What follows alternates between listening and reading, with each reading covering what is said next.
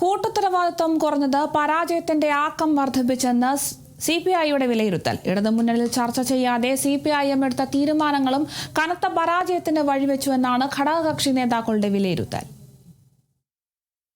നിരാശയും പ്രതിഷേധവും CPIയിൽ പുകയുകയാണ്.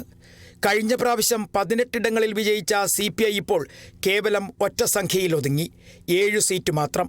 CPIയുടെ അകത്തെയും പുറത്തെയും വിമർശനങ്ങളെല്ലാം ഇടതു സർക്കാരിൻ്റെ ഭരണ നേതൃത്വത്തിന് എതിരെയാണ്. അത് മുഖ്യമന്ത്രിക്കും CPIMനുമെതിരെ. 2016 മുതൽ 2021 വരെ കേരള ജനത ആഗ്രഹിച്ച ഭരണം കാഴ്ചവെക്കാൻ ഇടതുമുന്നണിക്കായെങ്കിൽ അവസാന ടേമിൽ താളം തെറ്റിയെന്നാണ് CPIയുടെ വിലയിരുത്തൽ. ജനവികാരത്തിനൊപ്പം പ്രതികരിക്കുന്നതിന് പകരം CPIയുടെ നേതൃത്വം ആവശ്യഘട്ടങ്ങളിൽ മൗനം പാലിച്ചു.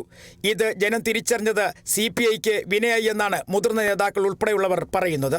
PM ശ്രീ ഉൾപ്പെടെയുള്ള പദ്ധതികളിൽ ചർച്ചകളോ കൂട്ടുത്തരവാദിത്വമോ കാണിക്കാതെ CPIM നടത്തിയ നീക്കങ്ങളിൽ വിയോജിപ്പറിയിച്ചതിനപ്പുറം CPI നേതൃത്വത്തിന് ഈ 5 വർഷത്തിനിടയിൽ ഒന്നും ചെയ്യാനായിട്ടില്ല എന്നാണ് CPIക്കുള്ളിലെ ചർച്ച.